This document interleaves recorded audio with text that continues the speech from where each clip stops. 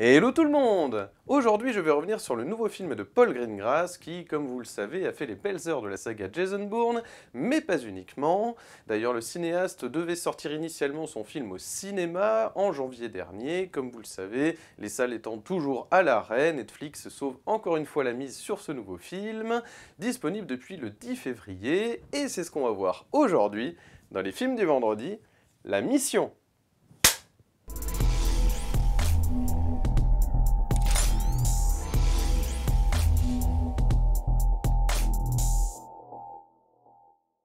Salut à tous et bienvenue dans les films vendredi. Aujourd'hui j'ai le plaisir de revenir sur La Mission, le nouveau film de Paul Greengrass après un 22 juillet sorti exclusivement sur Netflix. Il nous revient donc avec cette adaptation du roman éponyme de Paulette Giles, si l'on prend le titre original, News of the World, des nouvelles du monde, dont vous voyez ici la première de couverture, l'histoire du capitaine Jefferson Kyle Kidd, interprété par Tom Hanks, qui est un ancien soldat reconverti en rapporteur public, pour gagner sa vie, en fait, donc le Kidd, Jefferson, sillonne donc voilà, les villes d'Amérique pour rapporter donc à la population locale les nouvelles du monde. Donc c'est une sorte de revue de presse qu'il fait, voilà, il synthétise un peu les titres de presse, et il en profite également pour partager des récits inspirants pour redonner espoir à la population. Et un jour, voilà, il est de passage au Texas en fait, et il va faire la rencontre de Johanna, qui est une fille qui a été élevée par une tribu indienne. En fait, voilà, à l'âge de 4 ans, ses parents sont décédés par une tribu indienne, les Kiowa, qui ont donc récupéré cette fille. Elle a été élevée comme les leurs, en fait, donc elle a ce dialecte Kiowa, et elle rencontre donc cet Américain, Jefferson, qui va se porter garant pour protéger cette fille et qui va se porter volontaire pour la ramener à sa famille, en tout cas ce qu'il en reste, c'est-à-dire son oncle et sa tante, à Castroville, au Texas. Donc voilà, ça c'est le plot, l'intrigue du début. Donc vous avez une première partie sur Jefferson pour apprendre un petit peu, pour appréhender le personnage principal. Donc on le voit vraiment synthétiser ses titres de presse, etc. Et ensuite c'est la rencontre avec Johanna, qui ne va pas être facile au début, puisqu'évidemment il y a une barrière avec la langue, mais ce qui va les rapprocher, c'est le jour où Jefferson va montrer une photo de sa femme en fait donc à Johanna, et voilà, il faut savoir que Jefferson a perdu sa femme, donc voilà, ça va les rapprocher puisqu'elle a perdu sa famille, et Jefferson a aussi perdu une partie de sa nouvelle famille, son couple, donc il y a quelque chose comme ça qui va les lier tous les deux. Donc c'est assez touchant à ce niveau-là. C'est un film qui flirte un petit peu avec le western, qui flirte aussi avec tout simplement un film d'aventure, de bonne facture. Donc il y a un côté très divertissant dans ce film, puisque voilà, Paul Greengrass a cette faculté de vous tenir en haleine, vous l'avez vu dans la saga Jason Bourne, même si évidemment il y avait des effets de caméra, comme je dis, des shaky cam, des caméras qui bougent un petit peu à la manière de J.J. Abrams.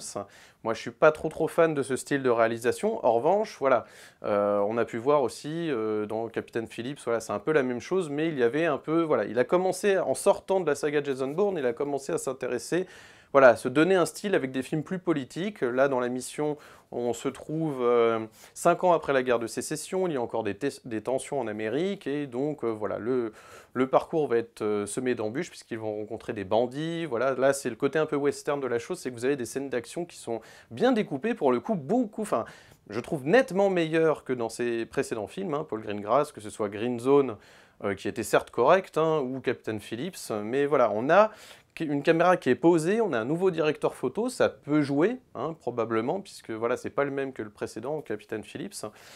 Donc voilà, vraiment voilà, il y a énormément, ce film est très bien produit, très bien réalisé.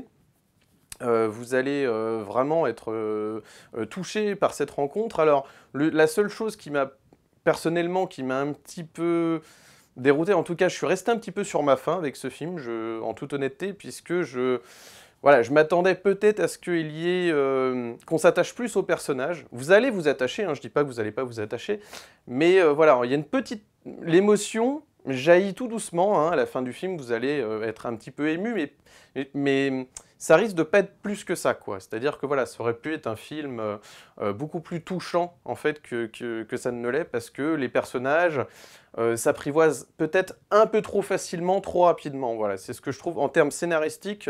Ce que j'ai peut-être un peu à reprocher, c'est ça, c'est que bon, bah, cette Johanna, finalement, met pas beaucoup de temps à apprécier Jefferson. Elle se méfie pas plus que ça, je trouve. C'est assez rapide à ce niveau-là. Mais sinon, voilà, c'est un film qui est bien fait. Voilà, pour moi, c'est sans plus, quoi. C'est-à-dire, voilà, c'est un film qui fait le job, vraiment. C'est un film qui est efficace. Vous avez vraiment, voilà, ça va vous tenir en haleine, mais voilà, c'est pas sûr que 10 ans, que vous le revoyez dans 10 ans, quoi. Enfin, je sais pas. Après, on est tous différents. C'est possible que voilà, vous le trouviez plus réussi que ça. Mais personnellement, je suis resté un peu sur ma faim. Alors attention, hein, ça ne veut pas dire que c'est pas un bon film, hein, au contraire, c'est un film très réussi. Je trouve que voilà, ça aide surtout Paul Greengrass à sortir un petit peu voilà, de la manière de réaliser. En fait, il a une manière de réaliser qui est assez caméra-épaule, etc. Ça fait limite reportage. Regardez Captain Phillips, c'est ça. Et là, je trouve que voilà, il s'est posé, il a posé sa caméra, les plans sont propres. Voilà, on est quasiment sur un film qu'aurait pu faire Clint Eastwood, vous voyez, parce que c'est un peu ce truc où voilà, il y a une rencontre, c'est un drame, mais il y a quand même un cadre, l'Amérique, là en l'occurrence de l'Ouest, donc voilà, on est on a un très très beau cadre pour raconter cette histoire.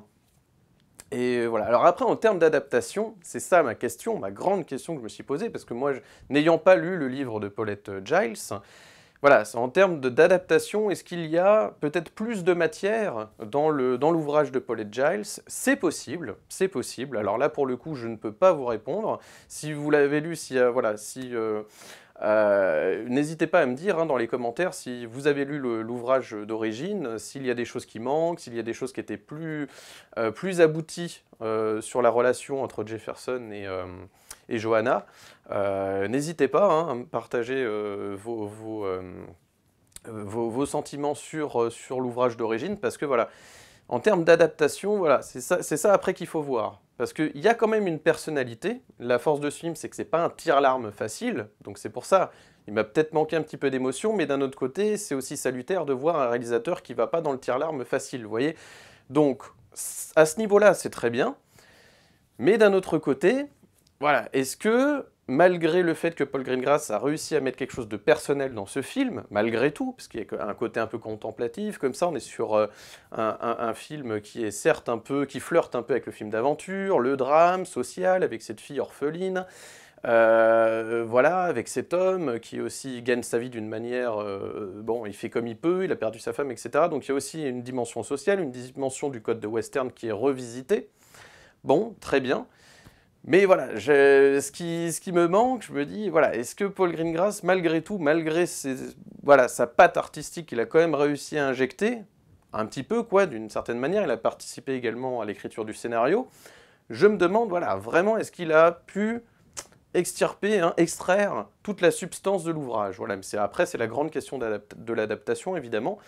Mais voilà, sinon, c'est plutôt réussi. Voilà, alors je me suis posé la question également, si j'avais vu ça sur grand écran, parce que c'est toujours pareil, l'expérience au cinéma, l'expérience en salle est très différente de l'expérience chez soi, évidemment. Donc voilà, je pense que c'est typiquement le genre de film qu'il faudrait voir au cinéma, vraiment pour s'imprégner totalement, hein, de la qualité du film. Mais en tout cas, chez soi, ça marche très bien. C'est-à-dire que voilà, c'est un bon divertissement du week-end, j'ai envie de dire. Ça passe très très bien. Voilà, donc pour moi, c'est un film efficace. Voilà, c'est déjà pas mal. On retrouve Tom Hanks, hein, dans des rôles humanistes, hein, vraiment avec des bons sentiments, des bonnes valeurs humaines à transmettre, hein, vous voyez, c'est un petit peu tout ce qui caractérise, j'ai envie de dire, la carrière de Tom Hanks au cinéma, hein. Il retrouve un rôle qui, voilà, c'est le type de rôle qui lui sied bien et voilà, il fait ça depuis des années. Donc ça lui va très très bien.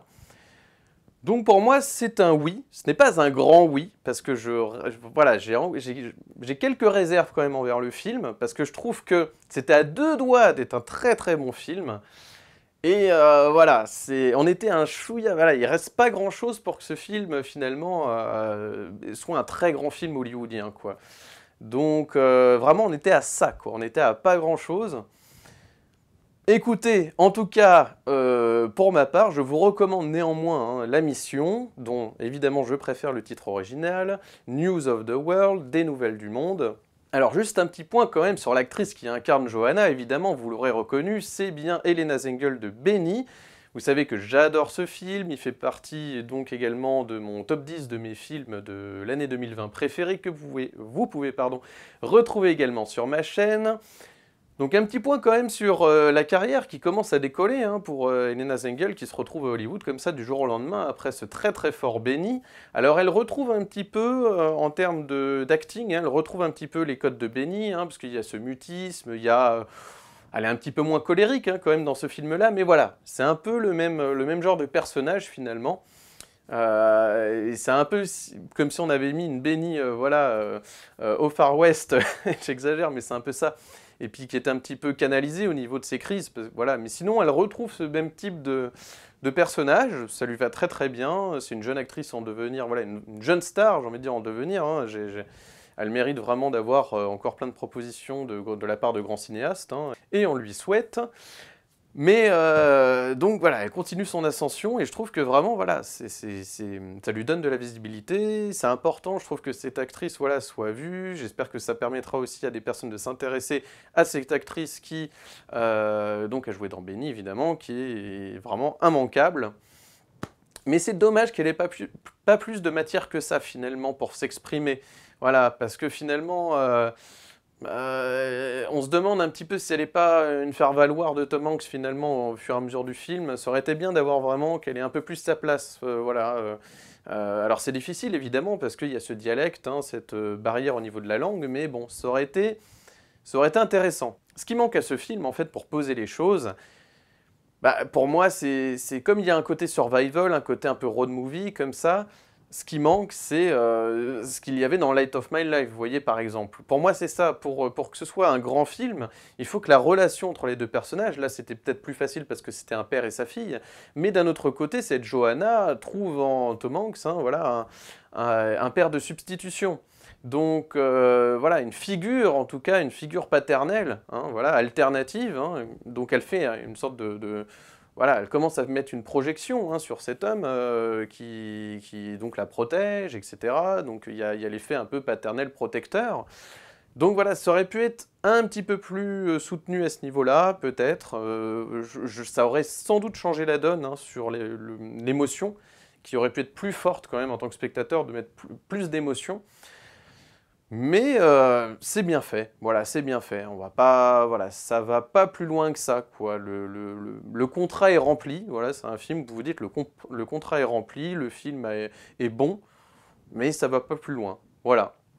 Dans tous les cas, je vous recommande donc La Mission de Paul Greengrass avec Tom Hanks et Helena Zengel à découvrir dès maintenant sur Netflix. Si vous avez aimé cette vidéo, n'hésitez pas à mettre un pouce bleu, de vous abonner, d'activer la cloche pour ne manquer aucune de mes nouvelles vidéos. La semaine prochaine, il devrait s'agir d'un nouveau film Netflix. En attendant, moi je vous souhaite un excellent vendredi, un excellent week-end, et d'ici la semaine prochaine, comme toujours, n'oubliez pas, prenez les films pour ce qu'ils sont. Allez, ciao!